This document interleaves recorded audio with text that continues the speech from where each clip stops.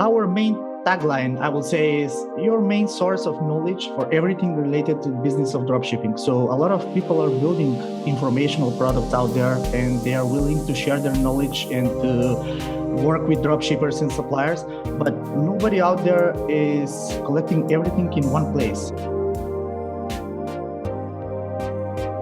Martin Stoimenov, it is good to have you here on Economics. How are you doing this fine afternoon? How are you feeling today? Oh yeah, perfect. I am so excited to be your guest and to share my experience, my knowledge with your dedicated dropshipping audience. Well, I'm happy to have you on, and I did have the distinct privilege of being able to look into what you're doing, and even having collected a lot of the information that I have, I was even finding some stuff that I found insightful, and looking forward to expanding on that today. So, opening question for you is to tell us what you do and what are you up to these days? Yeah. Okay. So we can kick off this call with our main project that we are doing these days. So it's dropshipping.com. Mm-hmm. It's a big, huge medium for all dropshipping people out there worldwide that want to collaborate, share knowledge, and learn mostly everything connected to the business of dropshipping. So we are building a big platform that will connect the supply and demand on a high level, and people can learn everything from scratch: how to build their businesses, how to find suppliers, products, stores, apps to inspire their journey, and to collaborate in a premium forum.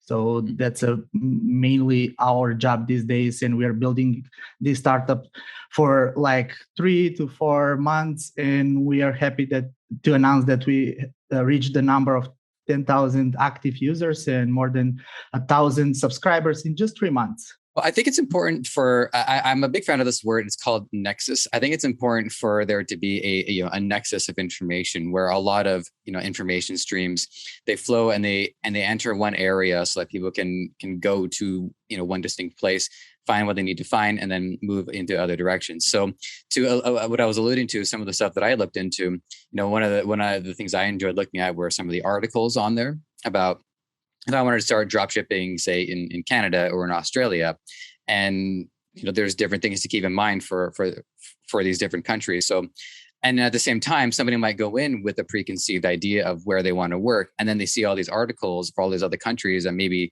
they haven't even heard of before, let alone thought about doing business in. So, it is an important task for sure. So, what I want to know is, if you can take us back to the starting point for this, and in the position that you're in, what was the origin of this website? What problem did you see in the market and in the industry and in the community that no one seemed to be solving? Yeah, of course. So our main tagline, I will say, is your main source of knowledge for everything related to business of dropshipping. So a lot of people are building informational products out there, and they are willing to share their knowledge and to work with dropshippers and suppliers, but nobody out there is collecting everything in one place. And that's why we want to just to build something that's one place to go for every dropshipper. So the problem we are solving is kind of fighting those fluffy advice out there, those fake gurus. I will say, sorry for using these words, but a lot of people are sharing knowledge from zero experience. And of course, we are living in that age of internet that when everyone has the power to share their experience, which is fine.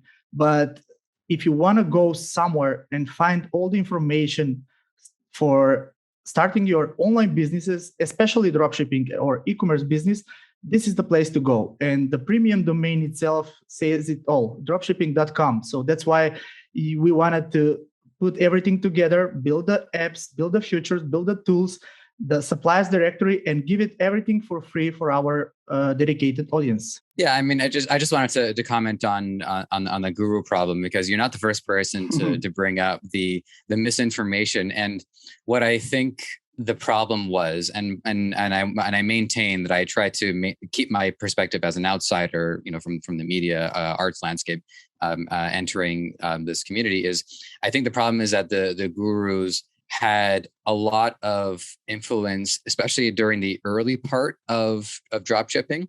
And so their reach was quite large and quite vast. And so they had established a lot of ideas and myths about dropshipping that since that point, a lot of other people, such as yourself, have been working to demystify. And I think for the most part, I will give some credit. I assume that they have managed some success, but it's a lot of smoke and mirrors. It's a lot of like, yeah, I earned 600,000 in revenue. It only cost me $550,000, and I didn't actually earn all that much. I could have earned more if I just worked at McDonald's.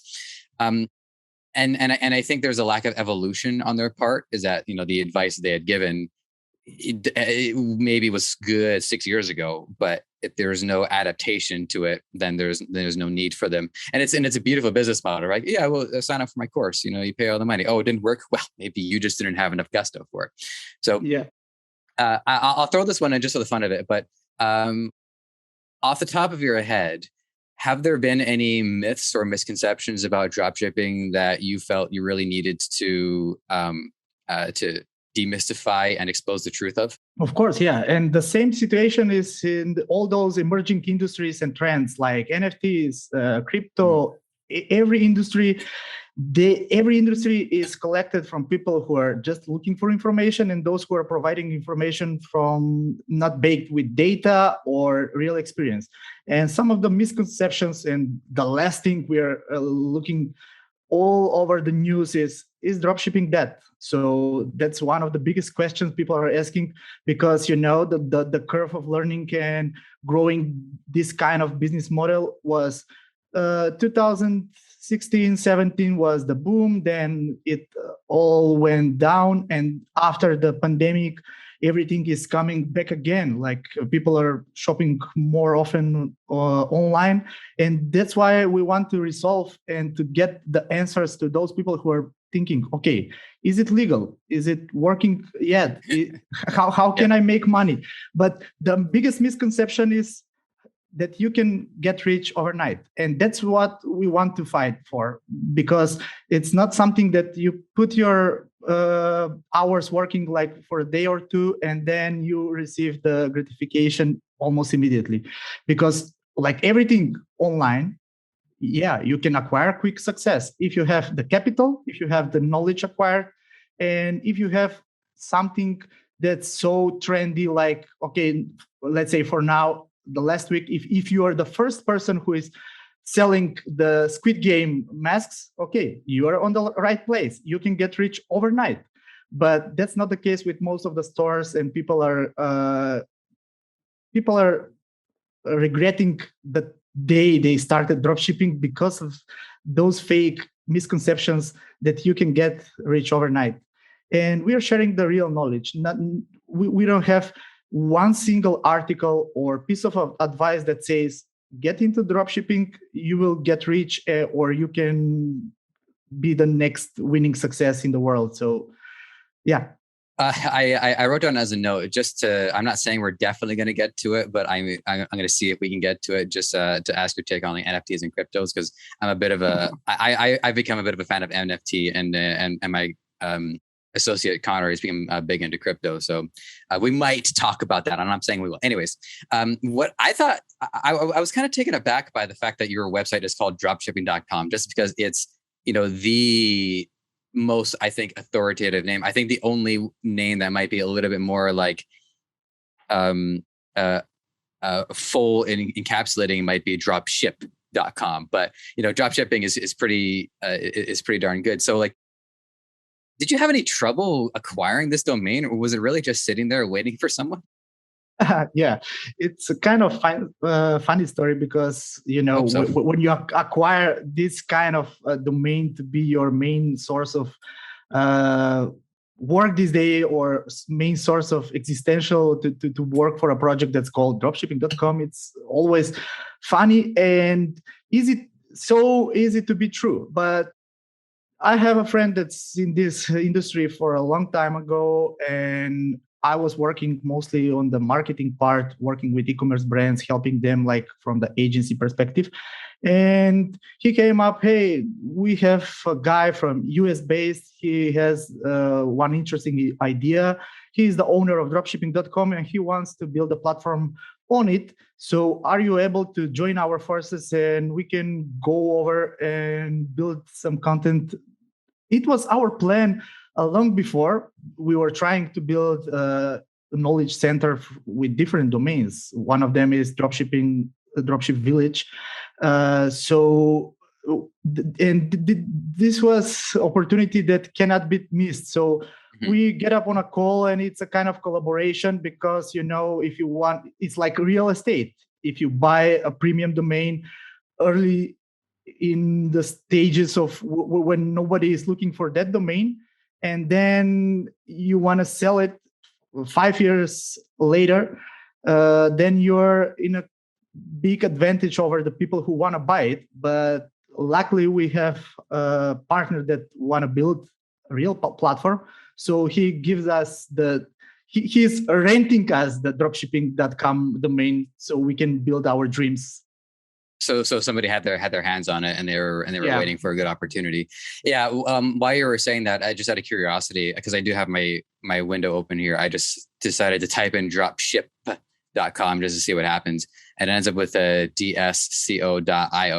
And it says DSCL is now part of Commerce Hub. It's like, well, this isn't the nexus of information. This is just like, okay, we'll talk to Commerce Hub at some point, but just in case anyone's wondering what happens when you actually type that in, that's what happens. And it's not as comprehensive. So, however, people type in dropship.com. And, you said that you want to cover everything and you really want it to be the go-to place for the dropshipping community. And I even see myself using it as well, because it's part of my life now too. But I want you to take us through your features. I want you to take us through the everything.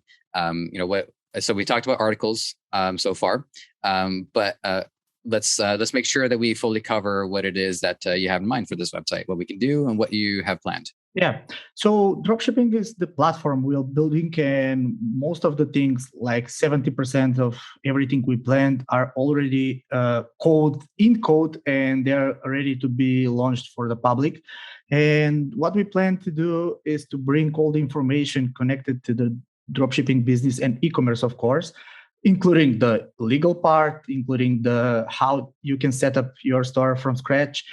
So basically, we are dividing our platform, our medium, I will say, in two basic categories. So it's directories and the know-how part. For directories, we're giving the world's first premium supplier and product directory. So we have more than 700 suppliers onboarded on our platform that we are presenting all the information from the suppliers for free. And also we have more than 8,000 products on our platform that people can browse, inspire their journey, and look for something to sell. And they can click immediately, land on AliExpress, for example, and they can work with the suppliers that are selling those products. Also, we have wholesale directories that people can work on a large scale. And we have directories for e-commerce apps, more than 300 e-commerce apps, everything you need to start, launch, and maintain your dropshipping store. Everything's here. So we have reviews, we have guides for people how to use those apps, and also something that's still not launched. I hope it will be in a week or two, stores directory. So we have more than 3,000 stores in our platform that people can look at, really live stores that people can get inspired for their journey, look what works for other dropshippers, what doesn't work.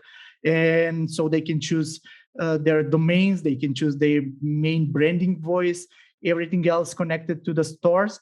And on the know-how part, we're building the knowledge center, which means, as you mentioned, the articles, the guides, premium guides, premium newsletter. So we have success stories, interviews with people in the industry, but we are limited only for people that are building or have some kind of success with dropshipping stores.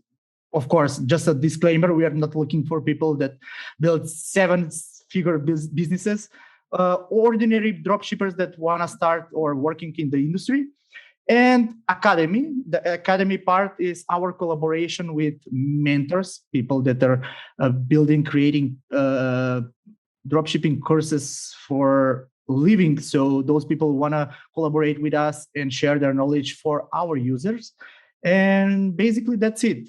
Two different parts, a lot of knowledge, a lot of free directories and listings so people can browse, learn, and get what they want so they can use in their dropshipping business. There's a few things to unpack from that, but the one that stuck out to me the most out of all of them is when you said that you're not on the lookout for people who've entered the 7-figure range because, well, that's quite an accomplishment, and people seem to be doing well. But I think that actually illustrates not everybody gets to that point, but that doesn't mean that they're not successful, right? I mean, 6 figures is still pretty good. Even 5 figures might be adequate for some people. So, from your point of view, what is the realistic average yearly revenue? If we want to say it in revenue, we can do that. But I would want to also add in maybe the products they use, their cultural footprint.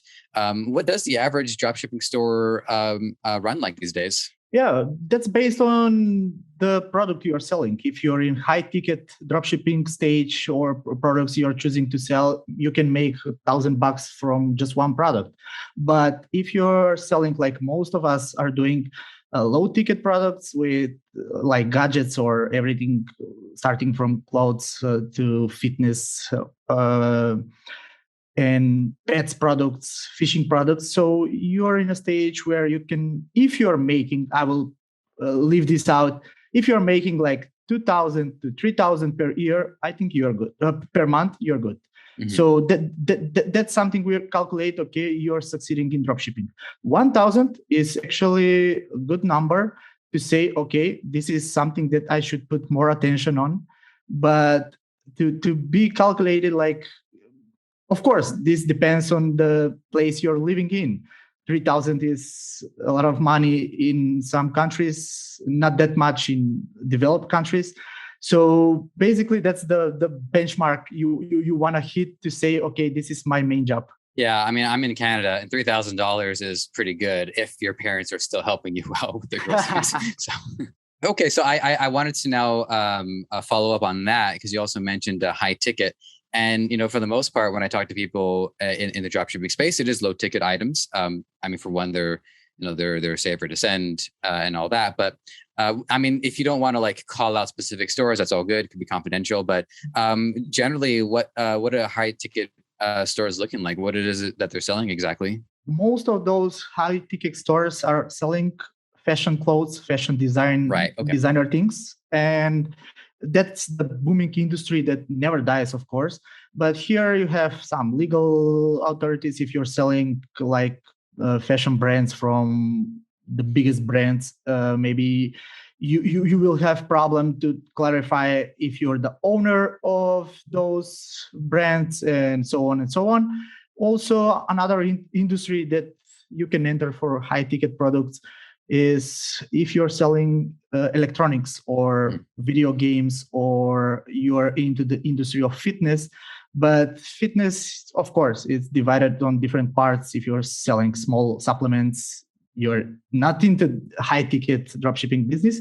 If you're selling fitness equipment, you're in. So depends on the product, depends on the supplier. If you're selling from China and supplying people only locally, then you should probably choose low ticket products that are for the mass market. But if you manage to build a niche store with a lot of people that are dedicated audience, and you have following on all the platforms, you build the momentum and you have budget to advertise your store, then I will suggest go for it and build something that's worth living for. Actually, I did want to ask you about video games, because that article stuck out to me, being the enormous nerd that I am. I was actually kind of surprised to see, because part of the article indicates that you can drop ship the video games themselves. Did I read that right, or is it that it's mostly just like paraphernalia and accessories, like controllers or headsets or stuff like that people are selling, or but are people actually able to successfully drop ship and sell copies of video games?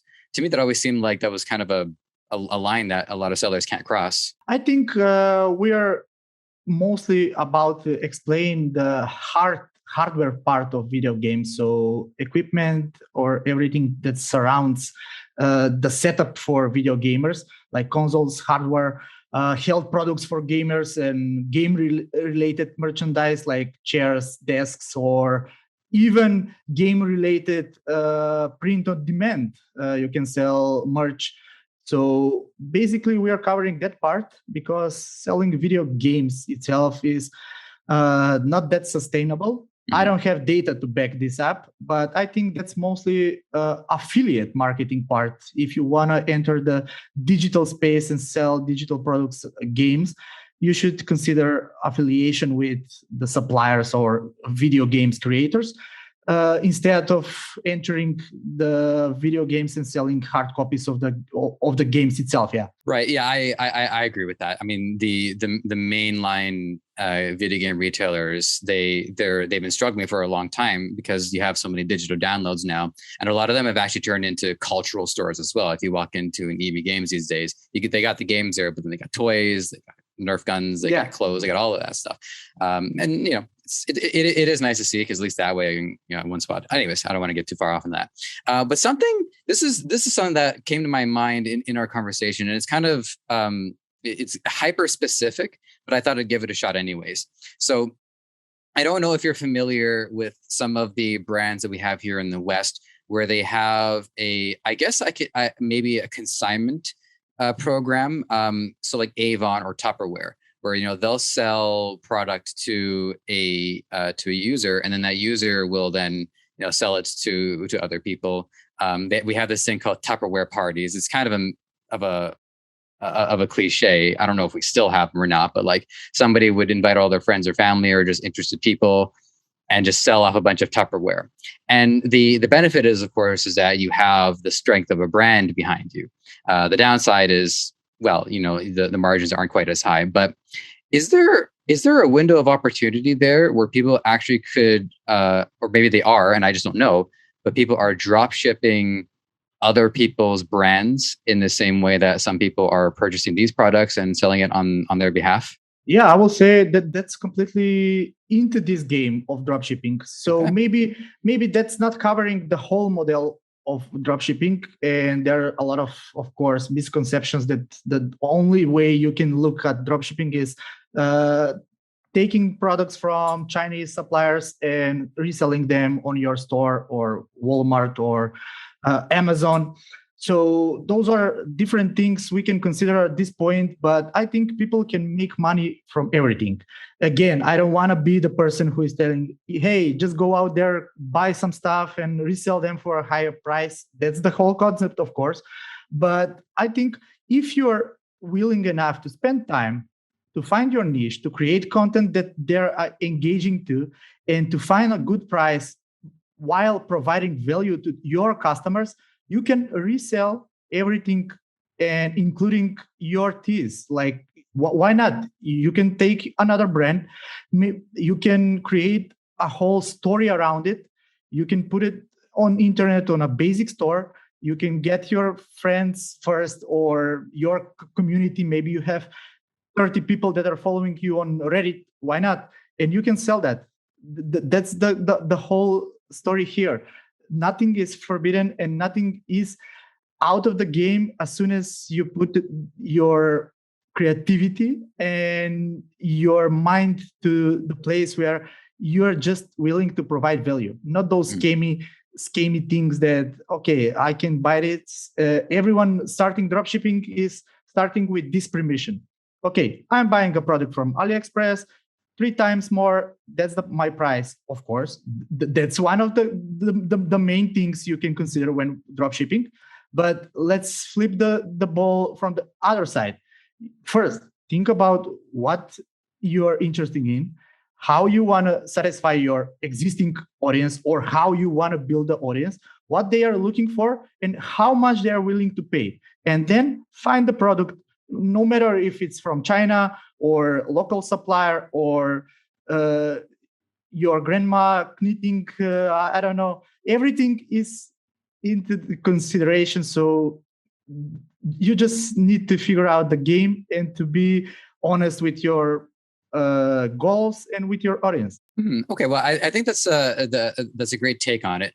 But one thing that sticks out to me is I think the difficulty of being able to acquire a large enough of an audience, and then being able to find the product that works for them. I think, and I would actually count myself among these is, maybe look for the product first and then try to find the audience that would be amenable to it or be responsive to it. Now, I have some idea of where the answer to this question is going, because you can do a blog, you can do a website, you can start to build a community that way, and then work on merch. So, what has been the consistent pattern in terms of building the audience, and if possible, building the audience before the product, and then scenario B, if scenario B even exists, is discovering the product and then building the audience for the product? Yeah, most of the things that I mentioned before are connected to the whole story of marketing, and that's me. I'm coming from a marketing perspective, and that's why I'm leading most of my advice to the marketing side and building audience, community, and sharing knowledge with people first before you ask for their money. But to answer your question, I think building the audience is the hardest and the easiest part of this game. Why? The hardest is because it's too saturated. People are building everything on every platform. And if you want to enter, you got to be unique. You got to be consistent. Those are the main takeaways from the hard part. But the easiest part is internet is open for everyone. As soon as you have good internet connection and things to share with your audience, you can build it in just 6 months. So I will say social media is the main takeaway, because everything you mentioned, like those inbound strategies, building a blog, content marketing, sharing knowledge on different platforms, email, outreach, everything else, that's more for the people who are building like software, SaaS companies, or something that people should ask first or acquire knowledge to buy your product, mainly for high ticket dropshipping products. But for selling physical products and that are not into the game of sharing a lot of knowledge before you make your buying decision, you can build your audience simply on different social media platforms. And I will say the game changer right now is TikTok. So if you are able and confident to sit in front of your camera and share your knowledge, describe how one product is working, and maybe find a different angle from different from the people that are doing already, that then you can win, of course, because the organic reach is huge on TikTok. And Instagram, Facebook are kind of dying from the organic reach, but the paid advertising is here always. So dropshipping is like mostly connected with the paid advertising strategies, Facebook and TikTok ads, and influencers. If you cannot build your audience, why not using other people's audience? If that's related to your product, related to your main idea, you can utilize people that already built huge audiences, or not that huge. You can go with micro, or the most emerging trends nowadays, nano influencers. So you can find people that are building audiences like around 10,000 followers or views per month, and you can reach out, and for almost no cost, you can advertise your product. Yeah. So for those of you, by the way, who are following my TikTok journey, you will all be delighted or disappointed to know that TikTok has completely consumed me. It's more or less turned into like the only social media platform that I use now. It's really hard to fight the consistency of it, how much information can actually be supplied. And my algorithm, it's funny, I see all these faces now on there and being like, you don't need to do the 9 to 5. You just need to get into NFTs, or you just need to get into crypto. Here's my top 5 crypto. So, and I like and follow them. And now there's hundreds of these guys. I'm like, oh, come on. So it's, in terms of supplying the information, it does it so quickly. And then if people are intrigued, one assumes that they'll dig deeper into it. I will say on the flip side, what I have also noticed as a user is as soon as the content creator is expecting more engagement, like if you want to see more of this information, be sure to go onto my page. That's where I'm like, okay, I can do that, or I can scroll up and continue my IV drip of dopamine. So there that is so far the one disadvantage that I've seen of it so far. But anyways, I don't want to. I'll stop for now. Next episode, it always will be that way. Even when the newspapers were alive, people are looking in a constant look for a dopamine flow. So we can never stop looking for news, information, engaging videos. And nowadays, despite the pandemic that we are at home and everyone is filming their journey, no matter it's funny, engagement, or informational, those platforms will never die. So nowadays, Facebook is changing their name. Everything is going on. People are interested. What's the next phase of the internet? But of course, that's discussion for another podcast episode. Mm-hmm. And I think as soon as we follow the right people and we consume it in legal terms, by legal I mean we should put boundaries. How many times we open the TikTok, for example, and how many minutes we spend there, then we are good. So no, you're not the only one. Everyone can relate. Yeah, the anarcho-libertarian in me is like, I don't know about that, but then it's also not a bad idea whatsoever. I want to get back to some of the features that you offered on the website. One of the other ones that stuck out to me was over 300 apps available. And I could see somebody maybe getting into a little bit of analysis paralysis, seeing so many options, is just trying to figure out, not only what's best, but what's best for them. So how might somebody navigate that many apps and try to get a sense of what it is that they really need, and then really decide on which app it is the right fit for them? That's one of the things that's still in the building process. Mm-hmm. And in November, I will say by the end of November, we will have a complete guides and comparison tables, pricing tables for every single app. So people can enter the category first. They can choose from more than 15 different categories, starting from fulfillment, merchandising, product sourcing, then marketing, conversion rate optimization, sale, customer support. All those categories will be displayed, described on top of the funnel, like what you need to choose right now in order to succeed in every different stage. So we will divide the apps for different stages for people: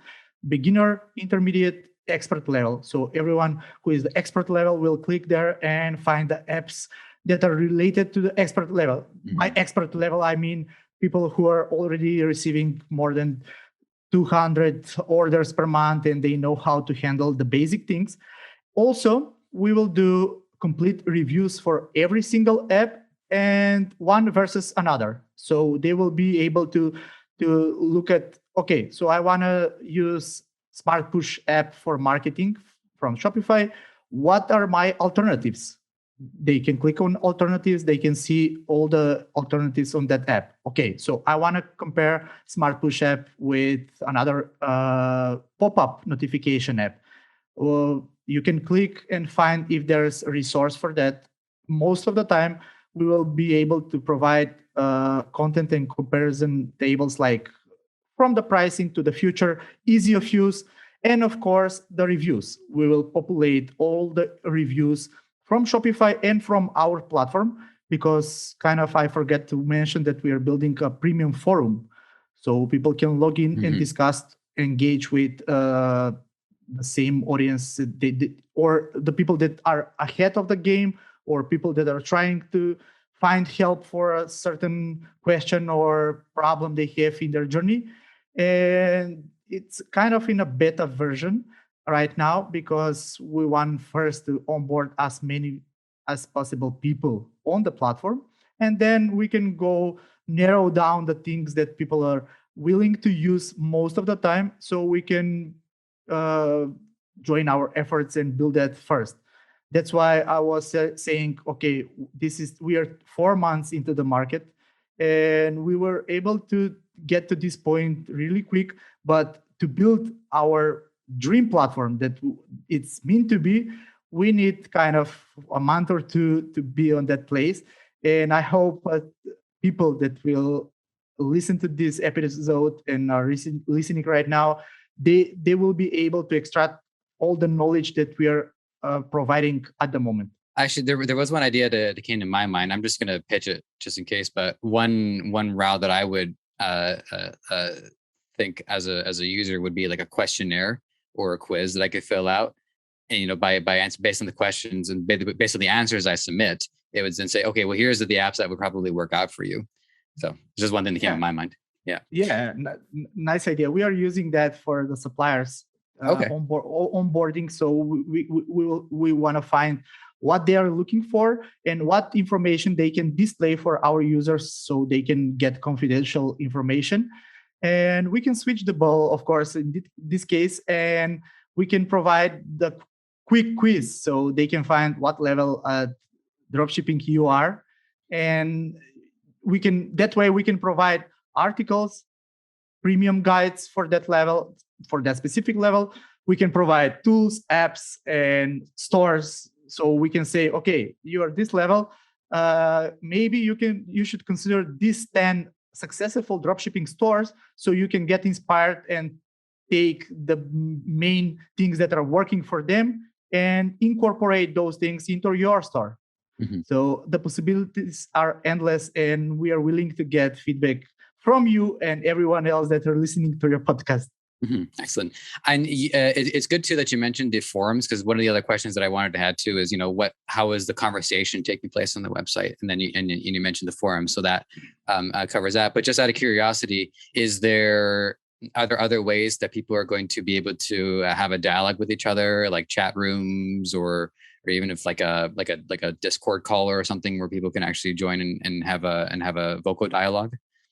For now, we are just building classic forum so they can find the topic. Basically, one level down of Reddit. Like, you will find your subreddit, your topic. You will enter and you will see what's going on the dropshipping stage, and those topics will be strictly created and related to specific areas of dropshipping, like fulfillment. Everything you want to know, ask, or share on that particular thing, like fulfillment, orders, how to process everything, then you're entering that topic. But in order to use the forum, you gotta be subscribed to our channel. It's completely free, of course, but you gotta be a member on dropshipping.com. Mm-hmm. And that gets to one question that I am wondering. So far you haven't try to sell a product or anything like that. So for myself and anybody who's wondering is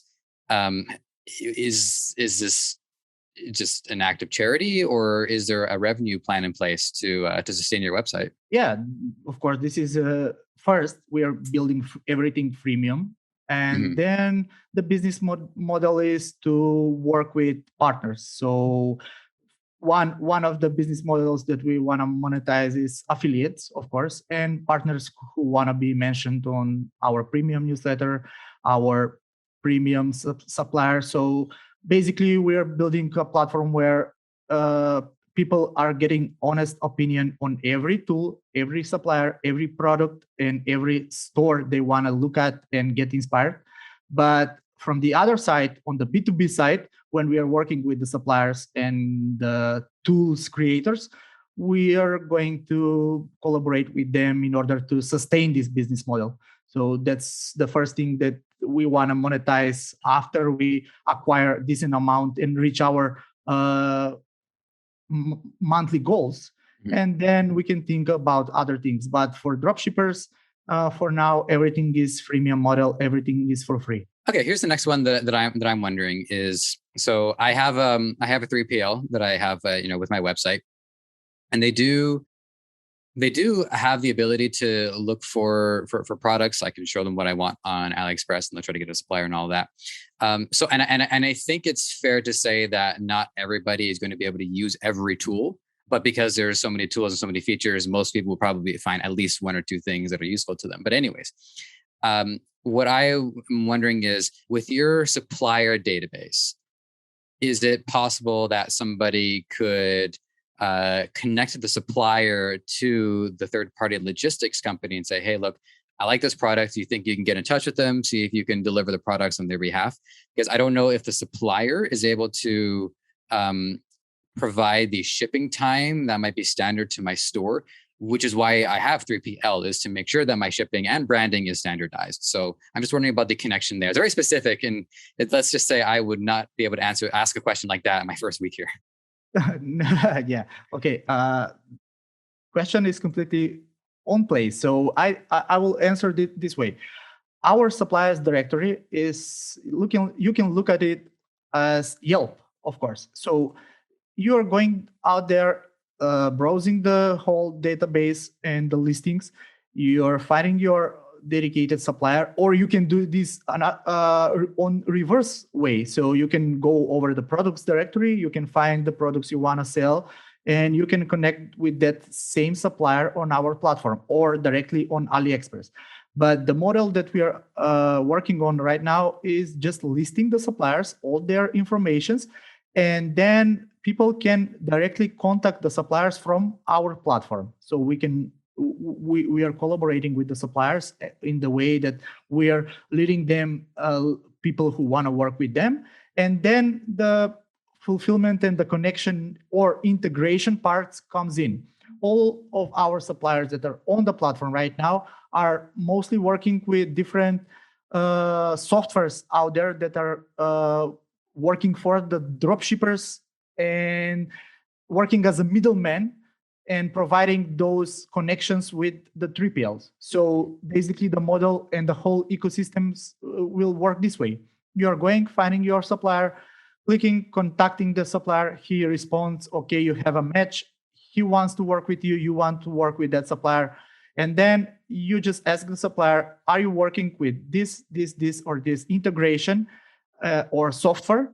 And if they work, probably your 3PL are also collaborating with most of the online softwares for fulfillment, and they can integrate in no time. So there's no hard things going on here. But on this moment, I will say we are not able to provide the whole integration from the supplier's product to your dedicated 3PL.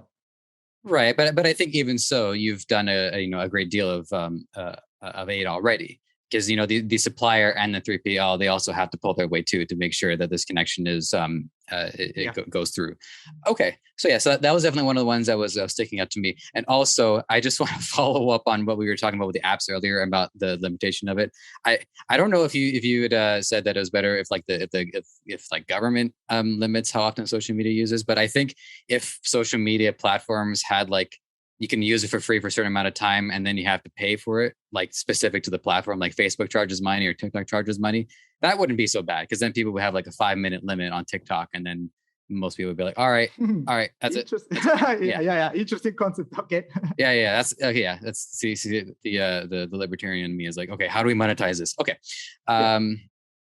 So I imagine that you have a very unique challenge when it comes to marketing, because you have two groups of people that you want to reach out to. You want to reach out to people who are, they're active and they're doing well. They haven't exactly hit like, the 7-8 figure range, because by that point they basically become their own empire.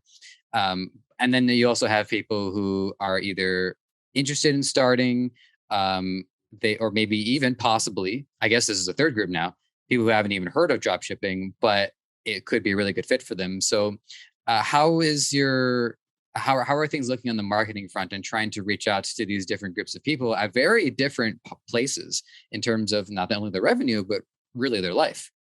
Yeah, I will want first to correct myself. We are reaching to the seven figures people, but Okay. Okay. that's not the main point here, because we want to help all those in the beginner or intermediate stage, and that's why they are our main focus. The people that reach those number are already in place. They know what apps to use. They have suppliers that are working with for many years and 3PL. They know what apps to use, and we are reaching to those people just to host them as a success story interview, or if they have a mentorship session, legit one, so they can share more knowledge with our audience. So that's the one audience. The next one is, as you mentioned, the complete beginners and the people who know thing or two for dropshipping. So basically, our strategy right now is inbound only, and we are creating content like SEO, social media, email, premium newsletter. So those are our main acquisition strategy. We are not using paid advertising to acquire new leads, because the domain itself is so premium and the content we are creating is premium. So in just 3-4 months, we made to the first page of Google, and people will recognize our name as a trusted supplier for knowledge and directories listing for everything they need for their business.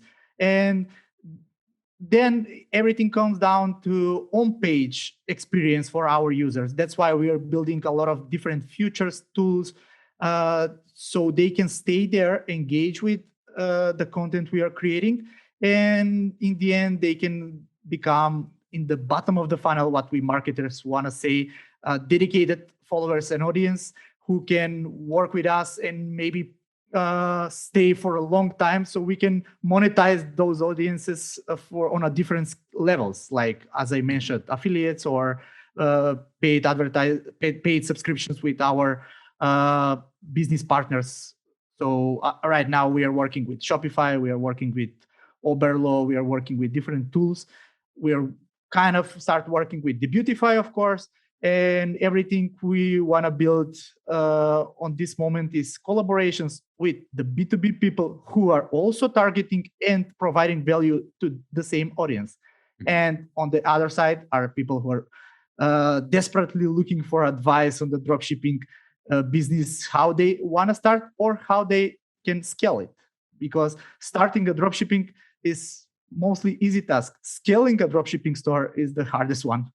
So this is something that comes up every now and then, but I don't. I honestly, I don't give it as much thought as I should. But I think one way to actually, get in the game without having to commit to opening a website and having to do all those expenses is even selling on marketplaces like eBay, Walmart, and of course Amazon. And I'm wondering if that's part of the ecosystem on dropshipping.com and helping people understand how to maybe put their products on these markets so that they don't have to use extra revenue or extra capital, to have to fund a website, because there's a lot of testing involved and people might not necessarily get a product that hits. At this moment, we are only covering with our knowledge know-how center, how they can get into that game. So at this moment, we are not doing anything more than sharing the knowledge how you can sell on eBay, how you can sell on Amazon, because our suppliers are working with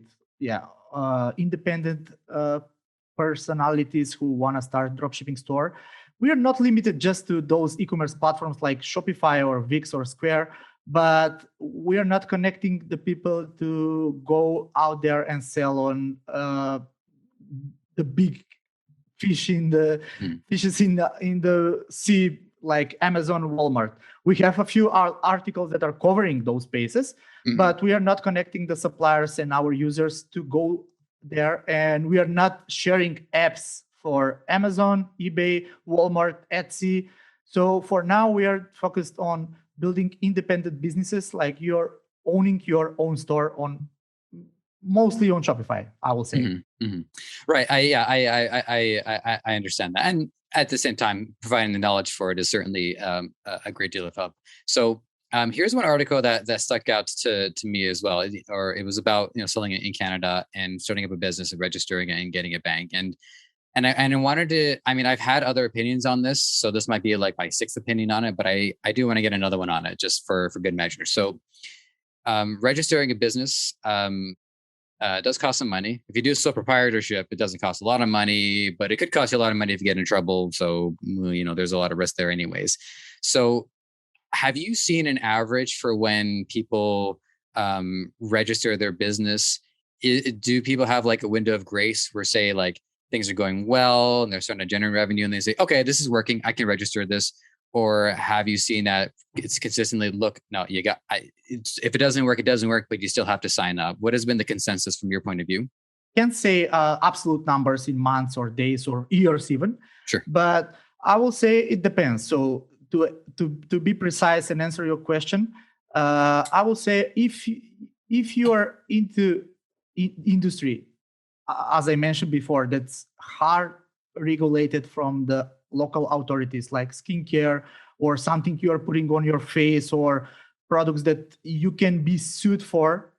So I think go on and register LLC or whatever, open bank account, so you will be in some way protected from those misunderstandings with your customers or the government. I don't know. And then the other category on how to decide when to sign up for LLC is to look at your products. If you're selling high ticket products that can generate a lot of value and revenue right away, and you have dedicated audiences, why not? You can't be scared from paying taxes, or because that's a business and every country is living on taxes. So you can register your business and build an empire around it.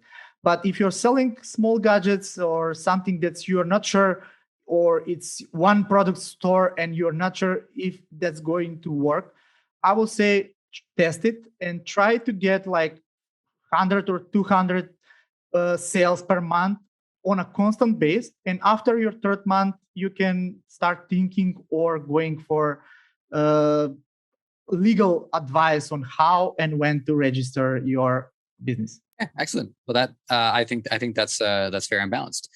All right. Well, we're closing in on our hour, and I haven't I don't know if I've budgeted enough time yet to ask you about NFTs. But anyway, so what I one question that I love to ask people is, what's been your journey through e-commerce? Like, what were you doing before e-commerce, and what was your skill set that came with you as you entered into the e-commerce space? And then on top of that, what's been your e-commerce experience? I understand that you've run stores as well, if I remember correctly. Yeah. Yeah.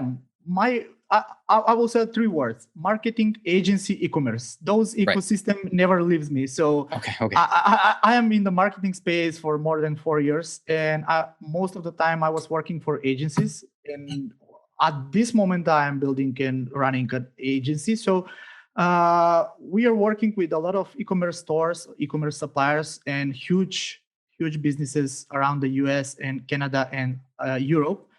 And that's how I find my passion around selling products, building businesses on something that you're passionate about. Because I was working a lot of I was working with clients in the service base, digital products, SaaS products. Of course, I have experience with those areas, but the one thing that sticks to me all the time is e-commerce, and that's when I decided to start creating my simple stores, selling something locally, building a merch print on demand. That was my first e-commerce try to get into the industry.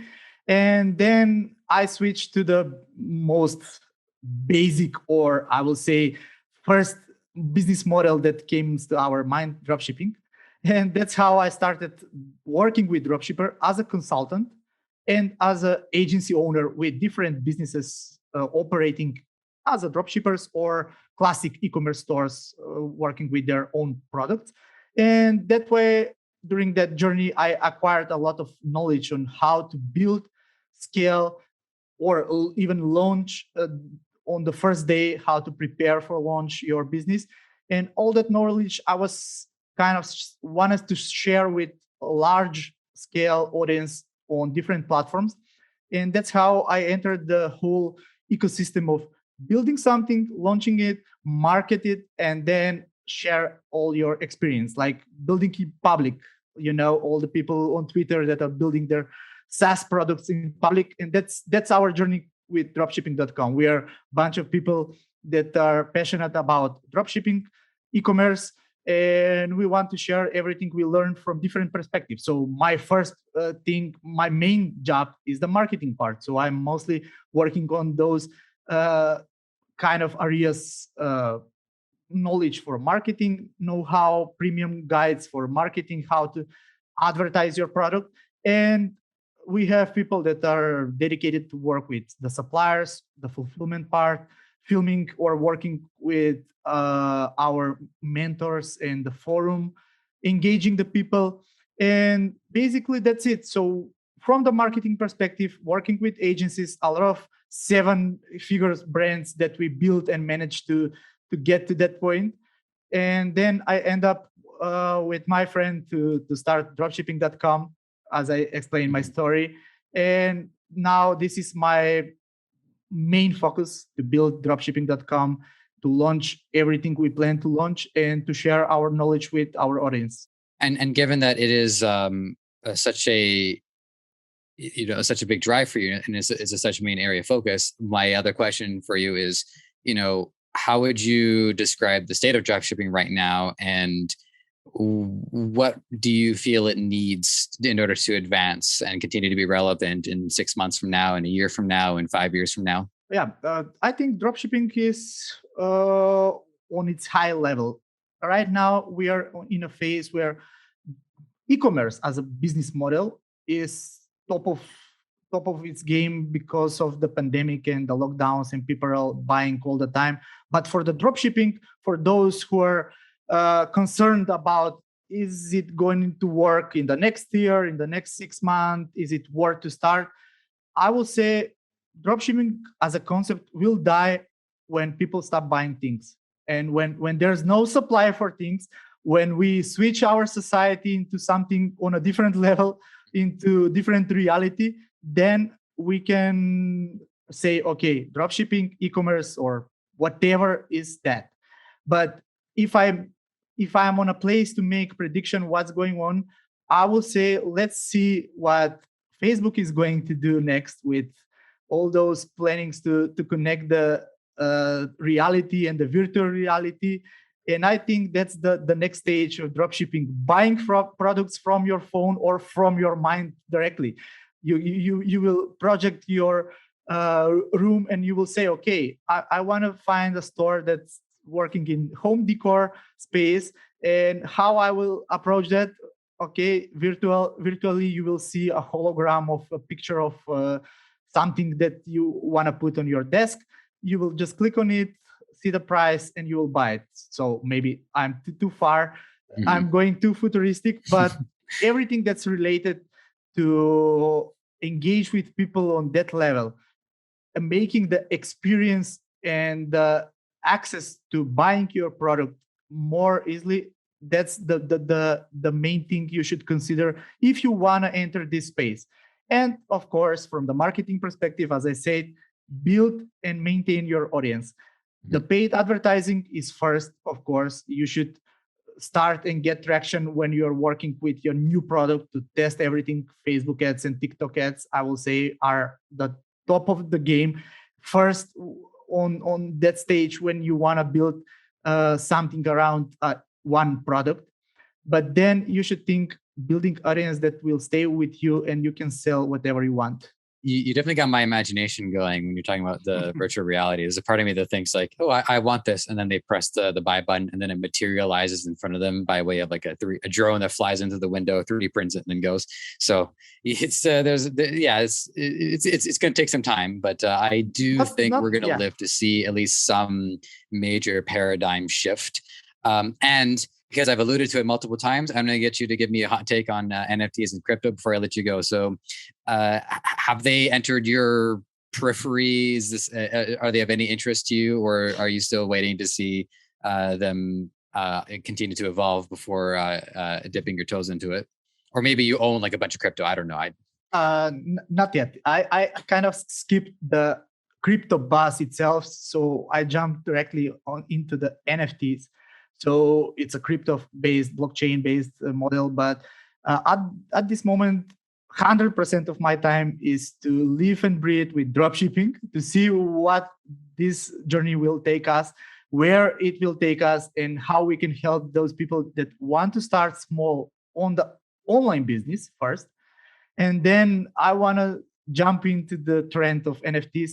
But in this stage of internet, we should learn about everything. And I think the generalists who learn a lot of things from every industry will win in this game. That's why I have a lot of interest into the NFTs and how you can monetize that part, how you can be the creator who is paid from your audience, and how you can get rid of the big players in the game, so you can be monetized from what you like to do and how you like to do that. So my stage at this moment is still not into deep into the NFTs or crypto, but I'm learning a lot. So I want to catch on the trend as soon as possible. Well, I'll make a recommendation to you and to my audience. If anybody wants to get like a little bit of crypto going, I use Brave as a web browser, and it actually generates crypto just for using it. They sell you ads, and then you earn BAT, which I've converted into Bitcoin. And then if you sign up for Coinbase, I think it's .com, they actually have these little. It takes like 10 seconds to fill out these little guides, I guess, and they'll give you a token based off of it. So after like an hour's worth of looking at these different cryptos, I ended up with like $40 worth of like 12 different cryptos. So it's an easy way to just start getting things and holding on to them.